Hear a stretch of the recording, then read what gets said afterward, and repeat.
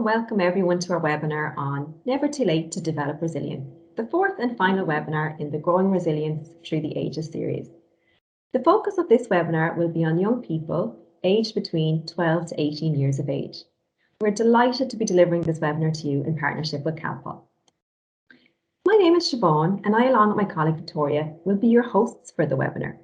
Both myself and Victoria are Community Engagement Managers with ISPCC. By having watched our first webinar, Supporting You and Your Child Develop Resilience, hopefully you will now have a better understanding of what we mean by resilience and why it's important in our lives. We hope you will take away some new tips, skills and strategies from this series. So, Victoria, can you tell us a little bit more about the age group that we're going to talk to parents and carers about here today? Of course, Siobhan, thank you. So this webinar is going to focus on early to late adolescence. So that includes the age group of 12 to 18 years of age. So in the early stages, you will begin or are already beginning to see a change in your child where they can seem like both the child you've always known and the young person they're becoming. Adolescence is the period of transition between childhood and adulthood. It includes some big changes to the body, to the way a young person relates to the world. There's many physical, sexual, cognitive, social, and emotional changes that happen during this time. And that can bring anticipation, but it also can bring a bit of anxiety for both children and their families. So this can be a really difficult transition for both children, parents, and caregivers because the lines start to become blurred in what they need from us and what they want from us, and our responsibilities towards them start to change. Before, your child needed you for nearly every aspect of their life, and for the most part, you were their whole world. However, this is the age where young people start to become more aware of the opinions of others around them, like their peer group or even people in the media. They start to branch out, spend more time away from the family unit. They can start to develop physically, emotionally, and cognitively in different ways than they would have in childhood. So during this stage, young people start to go through puberty, which can bring on a host of changes for both boys and girls. These changes can inspire curiosity and anxiety in some, especially if they do not know what to expect or maybe even like what's normal and what's not. Some children may also question their gender identity at this time, and the onset of puberty can be a difficult time for transgender children. Early adolescence can also bring with it very concrete or black and white thinking. Things are either right or wrong, great or terrible, without much room in between. It's normal at this stage for young people to center their thinking on themselves. So we'd sometimes call this shamanic egocentrism. And as part of this, preteens and early teens are often self-conscious about things like their appearance, how they feel, and they also can sometimes feel like they're always being judged by their peers. At this age, many as well young people start to become interested in romantic and sexual relationships. They may question and explore their sexual identity, which may be stressful if they do not feel support from like their peers or family or community. And many adolescents start to have arguments with their parents as they struggle for more independence. They can also struggle to regulate their emotions, their moods and thoughts. So these years can be tough for young people to figure out not only why they react in a certain way, but how should they react in certain situations. Okay, so Victoria, there's a lot going on for young people, for adolescents during this time. They're experiencing puberty, they're exploring their sexual identity. But am I right in saying that while the brain has stopped growing, it's still developing at this time? Yeah, spot on, Siobhan, definitely. So the brain continues to change and mature at this stage, but there are still many differences in how adolescents think compared to an adult. So many of this is because the frontal lobe, which is this kind of area just on the top of our head there, around our forehead, how this kind of matures and develops. So actually, it turns out that development is not complete in a person until they're in their 20s. So for girls, that's usually about 24, 25, and for boys, that's about 26 to 27. So it is true that girls mature faster than boys. So the frontal lobes play a big role in coordinating complex decision making, impulse control, and being able to consider multiple options and consequences. This can be why some people find it difficult to make decisions or engage in more risky behavior and find it difficult to think about the future accurately. So their brains are still going through the process of synaptic pruning. Now that's a big old word, but what synaptic pruning really is a natural process that occurs in the brain between early childhood and adulthood. So during this stage, synaptic pruning, the brain eliminates extra synapses. And synapses are the brain structures that allows the neurons to transmit an electrical or chemical signal to other neurons. So this is the brain's way of making connections and pathways that an individual will need as they grow up. So a good way of thinking about that is if we have a field and you are walking to the gate at the end of that field every single day, you've made a little kind of pathway in that field, and the grass is kind of bent to fit your footsteps. If all of a sudden you want to change that pathway, if you want to go to a different direction in the field, it's going to take a little bit longer sometimes to make a new pathway for yourself. That's a good way of thinking about what our brain is doing during this time. If we're taking on new skills or learning new things, we're just creating different pathways in our brain. So these pathways are not being, if these pathways aren't always being used, then they get rid of or prune, and then that strengthens other pathways that are being used. So this is why adolescence is such an important stage in human development. It's also why we need to encourage and support young people in learning in many different contexts. For instance, their educational growth, their personal development, their self-regulation, and their social growth. Therefore, it can be useful to practice skills and techniques that build resilience now so that it can help them later on in adult life. That's really interesting, Victoria. The synaptic pruning. it is a tongue twister. Yeah. Great way that you described it in relation to the pathways and the fields, because even for myself to get my head around it, that's a really good description of looking at it, and to help people understand it that little bit more as well. Yeah. I think, Victoria, you're going to give us a quick example of how small changes can positively impact on a young person developing resilience. Yeah, definitely, Siobhan. So understanding what to expect at different stages can promote healthy development throughout adolescence and into early adulthood. So when we talk about well-being, what do we really mean by that? Sometimes we think we're talking about happiness, but that's not really at the core. What we really mean is, because when we're talking about well-being, happiness can be, from both helpful and unhelpful aspects of our lives. And increasing our happiness, although it's a great goal, it does not always provide positive long-term effects. So, for instance, you can get happiness from buying things online, which I think a lot of us know during the pandemic. I know I was doing that myself. You can get it from alcohol, as well as from yoga or taking care of others. This is because happiness, like all emotions, good or bad, are transient, and like the weather, will change daily. Improving general well-being is a little bit more complex. So improving general well-being can help in developing resilience and providing young people with long-term healthy coping mechanisms that will give them skills and techniques to help sort through the maze of cognitive, emotional, and physical changes that they're going through at this time. So one way parents and caregivers can help their young people to improve their well-being is by taking time out of their daily or weekly schedule to have a special time, like a one-to-one time with their young person. This time can be spent having a cup of tea before bed, after school, before dinner, or after homework. It can be spent doing a shared activity like going for a walk or watching TV. By having this time, it lets your young person know that they're worthy of your full attention and time. You're not going to be checking your phone during this time. You're not doing another activity. You're not paying attention to another sibling or person. This can also be a great opportunity to help your young person to know that there is time in the day or week where they can talk to you about anything they want in a non-judgmental space. Telling your young person you are going to schedule this time and giving them the chance to pick what you could do, or what they'd like to do in the special one-to-one time, can be really helpful. If it's just to sit together in silence or just to check in each day to let them know you're there, and that you have a free 10 minutes or 15 minutes if they'd like to chat or do something, that can be a really great start. Or it can be once a week, and it can be more flexible in how long you spend time together, depending on what activity you decide to do in that special time. You made a really important point there, Victoria, about taking some time to spend with your young person. It's a great way to stay connected with them. Now, I know from working with lots of different families, that parents, and I'm sure there's lots of parents even listening right now that would say that's all well and good, but for teenagers, it's a lot more difficult. to get that connection piece with them and spending time with them, as they don't want to really be around kind of maybe family peers are really important to them. And that can be a challenge for families. But I worked with a parent who found it really difficult to make the time, and she couldn't think of anything that she could do with her teenage son.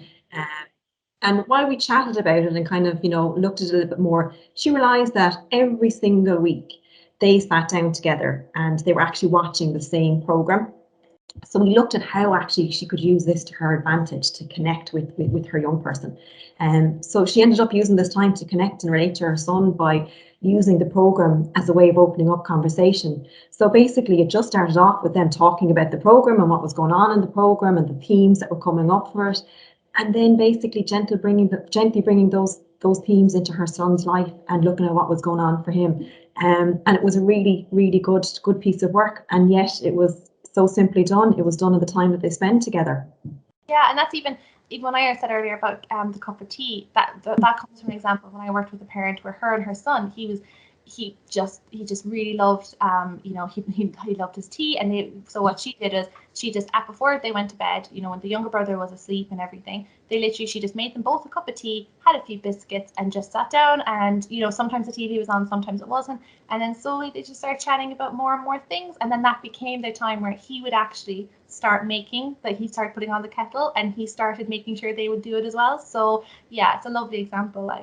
Yeah, and exactly just like you were saying there as well, it's we don't have to go out of our way and try and, if we can't make that time or it doesn't work, because every young person is different. Just look at what's happening in your life and how can you incorporate it into that, by the cup of tea that you have at night time, by the program that you watch during the day. So it's finding what works for you and your family. Yeah. Victoria, can you tell us a little bit more about how parent can increase resilience in young people?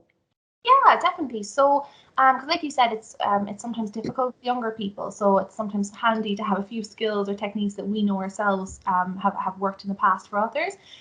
So what we can do to increase resilience in young people and in our homes in general, is to help your young person anticipate the changes in his or her body. So learn about puberty and explain what's ahead. Reassure them that physical changes and their emerging sexuality is part of normal, healthy development. Try to leave as many try to leave as much kind of room for questions and allow children to ask them at their own pace. You can also start early conversations with other important topics. So maintain open communication about healthy relationships, sex, sexuality, consent, and safety. Basically, no topic is off limits, because the more we talk about it, the more we normalize it. So starting these conversations during early adolescence will help build a good framework for discussion for later life. Before having these conversations, it can also help to become more comfortable with the topics yourself, so your child feels that they don't have to be embarrassed as well, because it's fine to admit that there are some of these topics we don't really relish having with our own children or our young people in our lives. So beforehand, making ourselves a bit more comfortable with it, I'm sure you can agree, can just help make those conversations a little bit easier. Absolutely, yeah. Yeah. So we try to keep those conversations with our young person positive, point out their strengths, celebrate successes, encourage them to do the same, no matter how small. Like I once worked with a young person who felt that they had nothing going on for them and that they were always messing up, whether that was in school or at home. So trying to be positive or point out things they did well was difficult at the start. But starting slow and small, like pointing out how they took care of their little sister really well, or that they were really good at making mom laugh, like nobody else. He had just a wonderful way of doing that. Was a really good way to start. Being supportive, setting clear limits with high but reasonable expectations. Communicate clear, reasonable expectations for things like curfews, the school engagements of going to school, media use, and behavior in general, for example. At the same time, gradually expanding opportunities for more independence over time as your young person takes on responsibility can be a really good start. So, for example, they may start to cycle to school by themselves, or they may stay out a little bit later with their friends. That's a really good way to encourage a bit more independence. Great, and a really good point that you just made there moments ago there, Victoria, about communication and keeping the lines of communication open between you and your child. It's vital. Yeah, definitely. And Siobhan, I briefly mentioned some areas to focus on for developing resilience for young people. But could you maybe explain a little bit more for parents and caregivers so that they can be aware of how they can strengthen their own young person's resilience? Absolutely, yeah. And I suppose just to recap, as we would have mentioned in our first webinar, there are 3 building blocks to resilience: self-esteem, self-regulation, and social support. And how we remember these building blocks is the I am, I can, I have. And the I am refers to the self-esteem, the self-worth. I can is how we regulate our feelings and behaviours. And the I have is who we have in our social networks and who our social supports are. So yeah, definitely there's some practical things that you can do to strengthen your young person's resilience. So, as you mentioned, Victoria, adolescence is a time of growth and development. While the brain and body are going through a host of physical changes, it can help to promote some basic skills to foster a resilient outlook to these changes. So, for example, adolescents need between 8 to 10 hours sleep a night.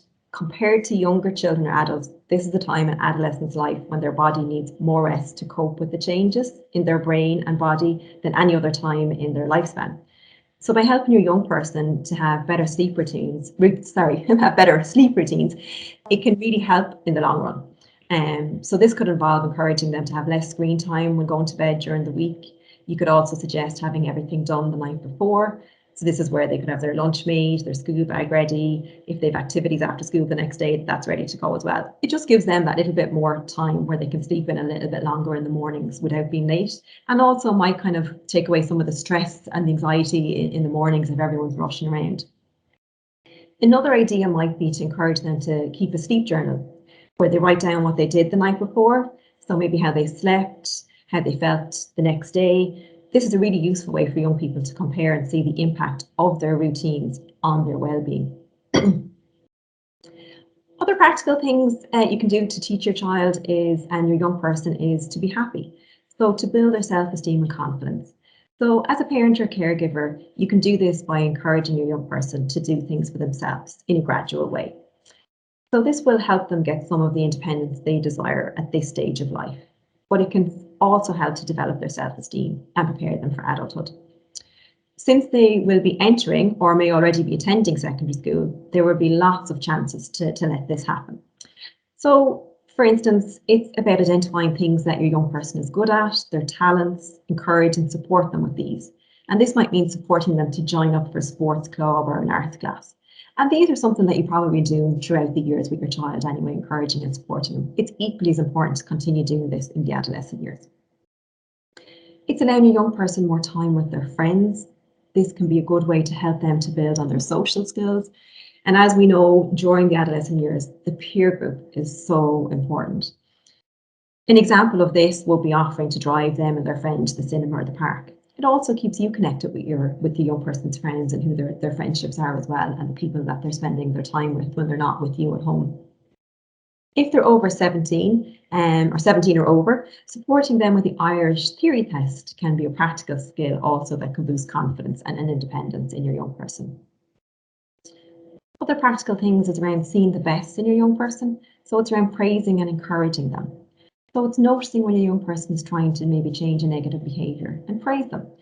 Don't focus on the overall outcome you want them to achieve, but instead focus on the young person's positive steps forward and their efforts, rather than them achieving perfection. So for instance, your young person could be having difficulty getting up in the morning for school. If they come downstairs later than they were supposed to, but you did not have to go up for that 5th time to call them, praise them for trying. So it could be a case of in the mornings, you might have to go up 5 times to call them. If you only had to call them 4 times the next morning, acknowledge that, let them see that they're doing good, and praise them for their effort. Young people will respond a lot better to praise and encouragement rather than criticism. Again, if your young person opens up about something maybe that happened in school, it might not have been good and you might not be happy about it. It's really important as a parent to be able to press the pause button first. And this gives you a chance to digest what you've just heard and to be able to respond in a supportive way. And then you can respond to them by thanking them for coming to you and talking to you about it, and that you appreciate their honesty. And then together you can deal with whatever the issue might be. And that's a really positive way of dealing with the situation, rather than if you hadn't paused the button and you jump right in, it just maybe ends up in arguments, and it's not the supportive piece that you want. That's a great point, Siobhan. Even role modeling, even saying, do you know, thanks for telling me this. I just need to think about this, or I'm going to come back to you and we'll talk about it later. Is a great way of, as you said, pressing the pause button and also showing them that it's okay to do that sometimes, that we don't always have to respond and jump in straight away. So that's a lovely example. And exactly, and as you said, they're role modeling, Victoria. As you know, parents are their children's biggest role model from when they become babies and toddlers all the way up. It's still the exact same, in adolescence, if not even more so, in that way. It's also about highlighting positives more to a young person. So maybe if they have or they haven't done something, start with something positive before pointing out what it is that they have or haven't done. So it might be, if you're in work and somebody might turn around to you and go, thanks for sending on last week's report. It's great to have. It's really detailed. I appreciate you're busy now, but could you get working on next week's report? Versus someone maybe who might come along to you and go, I need that report right now. Your reaction to both responses are going to be very different. I know for me personally, if someone turns around to me and goes, I need that report now, you're kind of going to go, oh, okay. But if someone comes, the first way going, thanks, Megan, I appreciate it. You're busy. You did really well last time. Can you work on it? Of course, you're going to respond in a different way. You go, absolutely, that's no problem. And you're going to work on it. So it's just about thinking about that with your child as well in when you're looking to do things or you're getting them to do something that they have or haven't done. Start off with the positive first. Such a good example, Siobhan. And like I talked earlier about how important one-to-one time can be, and letting our young person know that they're important to us. Would you be able to give some maybe practical ideas on how we can help our young persons show social support or to encourage them regarding their peer group? Because as you mentioned, it's so important to them at this age. Yeah, exactly. It is. The peer group is so important to adolescents. So look, we can sometimes feel like we've no control over who our children hang out with. And that is true to a certain extent. However, if we keep the lines of communication open, we can allow our young person to tell us about how the people in their lives make them feel. We can help teach them that it's okay not to feel like you fit in, or to reflect to them that the people they choose to be friends with can often have an impact on the way that they see themselves. As parents and caregivers, we can talk to our child about what is important about friendships and how to choose good friendships. I've worked with a lot of teenagers who've really struggled with friendships. And I do a simple little exercise with them. And basically, Victoria, what it is literally just getting them to identify what friendship means to them. So I ask them to come up with a definition. They're kind of looking at you going, okay. And I ask them when they're coming up with their definition to look at what are the qualities that they feel makes a good friend. What qualities would they like to see in a friend? And once they've done that, then I get them to look at their own friendships to see if their friends have those qualities that they've just identified within their definition of what friendship means to them. It's a really powerful piece of work, and it's something as a parent or caregiver that you can do with your own young person if you feel they're struggling with friendships and not sure, around, healthy relationships with their friends. And another thing then I'd always say to young people is, be friends with those that make you feel good and happy in yourself. And I suppose not just to young people as well, it's to parents as well, be around the people that make you feel good and feel happy. That's so true, and that comes back to then the social support about resilience, of making sure that the people we surround ourselves, as you said, make us feel good and actually support us. So thanks for that, Siobhan. It's really great to know about how important peers are to young people, but that still, as a parent or caregiver, we can still be there. We still have a part to play. So I suppose before we finish up with this, can you talk to us about some maybe mindfulness techniques or mindfulness that that maybe you've used with parents or caregivers over the years and with young people that could be helpful? Yeah, so I found in my work with both parents and young people that the exercises that I'm just going to talk about can really help to calm things down. When you're calm and relaxed, your body is in rest and digest mode. You're breathing normally, your heart rate is lower, and your muscles are relaxed. However, when stress or anxiety or anger occurs, your body automatically switches into the flight, fight, or freeze mode. And we would have talked about that a lot in our first webinar. Your muscles will tense up, your heart rate increases, and your breathing becomes shallower. So some of the following mindful techniques can be really useful to help calm our breathing and promote the rest and digest stage in our bodies. And these can be done with parents yourselves, or it could be, and also to do with your young person, and can be done anywhere, which is fantastic. So the first one is the grounding technique, and it's a 5, 4, 3, 2, 1 grounding exercise. So this is basically going through each of your 5 senses, looking at 5 things you can see, 4 that you can touch, 3 you can hear, 2 you can smell, and 1 you can taste. And it's really, really good. I've actually used this myself when at the very beginning of the very first lockdown, on a walk, just going out for a walk and using the grounding exercises out walking, and it really just kind of, emptied my mind and relaxed me. And it's a nice one because it helps encapsulate what mindfulness is. It's not about trying to be relaxed or trying to clear our minds completely. It's just about being more present. So right, it's a lovely one to start off with. Yeah, it's great. You learn a lot. The second one there is leaves on a stream. So leaves on a stream is a mindfulness technique that allows you to close your eyes, put a hand on the belly, and feel your breath going in and out. So you picture a stream in your mind, either one you've been to before or one you have imagined. And every time a thought pops into your mind, which it will undoubtedly do, you don't try to stop it. You just imagine it's a leaf falling on the stream and watch it go down the stream until it goes out of sight. The next one then is imagery. So again, this is around closing your eyes and imagine yourself somewhere peaceful, happy, or enjoyable, somewhere that makes you feel relaxed and happy. And focus on that image, start to build the detail, and for a short time, imagine that you're there. Breathe deeply and slowly as you do. Then this is the Mindfulness app, Victoria, and this is designed to teach young people simple mindfulness and relaxation skills. And it's free and available to download from the App Store and Google Play, and a good resource to have. Oh, fantastic. Well, Siobhan, there's some really lovely techniques, and as you said, they're great for our young people and for ourselves as well to practice. I know myself, the leaves on the stream is a really lovely one that I like as well, and there's a good few YouTube videos that do it, so you also can have somebody else reading it out to you, so you don't have to worry about reading the words yourself. So it's a lovely one as well. So that kind of brings us to the end of our webinar today, and sadly it brings us to our last one in our series of growing resilience through the ages. So before I finish, I would like to take the opportunity to again thank Calpol for myself and Siobhan and from the ISPCC for their partnership with us and for supporting us in delivering this series of webinars. We would also like to take this opportunity to remind you of the supports that ISPCC offer. So we have our support line, which is open Monday to Friday between 9 a.m. to 1 p.m. And the number is on the screen there, 015224300. And we also have an email address, which is ispcc@ispcc.ie.